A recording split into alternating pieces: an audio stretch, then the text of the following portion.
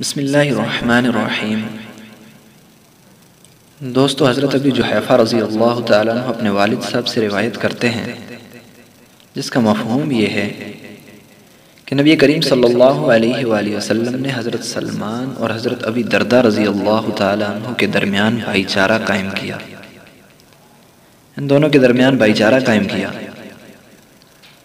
تو حضرت سلمان رضی اللہ تعالیٰ عنہ حضرت ابی دردہ رضی اللہ تعالیٰ عنہ کی زیارت کے لیے آئے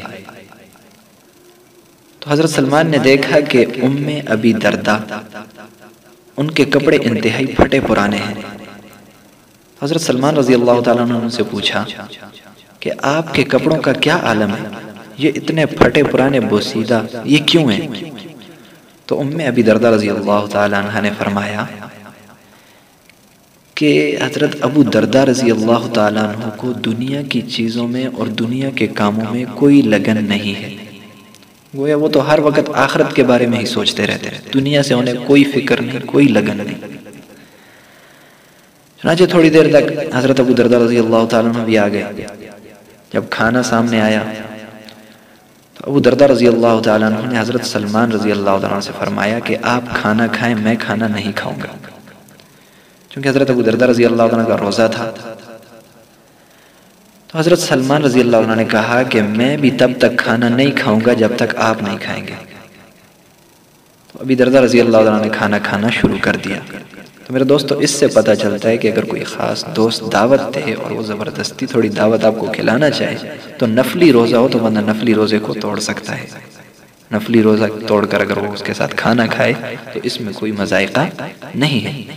چنانچہ انہوں نے کھانا کھایا۔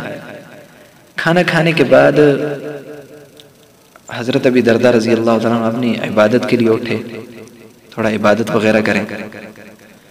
تو حضرت سلمان رضی اللہ عنہ نے فرمایا کہ رکو اور سو جاؤ، نیند کرو۔ چنانچہ ابی دردہ رضی اللہ عنہ کچھ دیر کے لیے سو گئے۔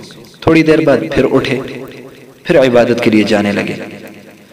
حضرت سلمان رضی اللہ عنہ پھر فرمایا کہ سو جاؤ۔ ابی دردہ رضی اللہ عنہ پھر سو گئے۔ تھوڑی دیر سوئے، حضرت سلمان رضی اللہ عنہ نے انہیں اٹھایا کہ اب اٹھو۔ اب ثلث اللیل تھا، تقریباً رات کا تہائی بیت چکا تھا۔ فرمایا اب اٹھو۔ اٹھے تو انہوں نے اس وقت دونوں نے نماز پڑھی۔ جب نماز پڑھی تو اس وقت اب حضرت سلمان رضی اللہ عنہ نے حضرت ابی دردہ رضی اللہ عنہ سے فرمایا کہ آپ کے نفس پر بھی آپ کا حق ہے، آپ کے نفس پر آپ کا حق ہے، اسے کچھ ٹائم عبادت کا دو اور کچھ ٹائم سونے کا بھی دو۔ اور پھر فرمایا کہ آپ کے نفس پر آپ کا حق ہے اور اسی طریقے سے اللہ رب العزت پر بھی آپ کا حق ہے کہ اللہ رب العزت کی عبادت بھی کرو، یعنی نہ تو سارا دن سوتے رہو، نہ سارا دن عبادت کرو، سو بھی اور عبادت بھی کرو۔ اور اس کے بعد فرمایا کہ مہمان پر بھی آپ کا حق ہے، یعنی مہمان آئے تو اس کے ساتھ حسن سلوک کے ساتھ پیش آؤ، کوئی چیز گھر پڑی ہو کھلانے کی تو اسے کھلاؤ، اس سے چھپا کر مت رکھو، اس کو کھلانے سے اللہ رب العزت اس میں برکت ڈالتے ہیں۔ اور چوتھی بات فرمائی کہ آپ کے اہل و عیال کا بھی آپ پر حق ہے۔ میرے دوستو، بعض لوگ ہوتے ہیں گھر کا پتہ ہی نہیں ہوتا ہے کہ گھر میں کیا معاملات ہو رہے ہیں۔ کوئی شادی کرتے ہیں، گھر میں بیوی کا پتہ نہیں ہوتا ہے، بیوی کی کیا حالت ہے، بیوی کو کچھ ضرورت ہے یا ضرورت نہیں ہے، والدین کو کچھ ضرورت ہے یا ضرورت نہیں ہے، وہ بالکل بھول جاتے ہیں، حالانکہ اس پر اس کے والدین، اس کے اہل و عیال کا حق ہے، ان کو بھی دیکھیں۔ تو چنانچہ جب صبح ہوئی تو نبی کریم صلی اللہ علیہ وآلہ وسلم کے پاس حضرت سلمان رضی اللہ عنہ گئے اور نبی کریم صلی اللہ علیہ وآلہ وسلم کو یہ ماجرہ سنایا کہ ایسا ایسا واقعہ ہوا۔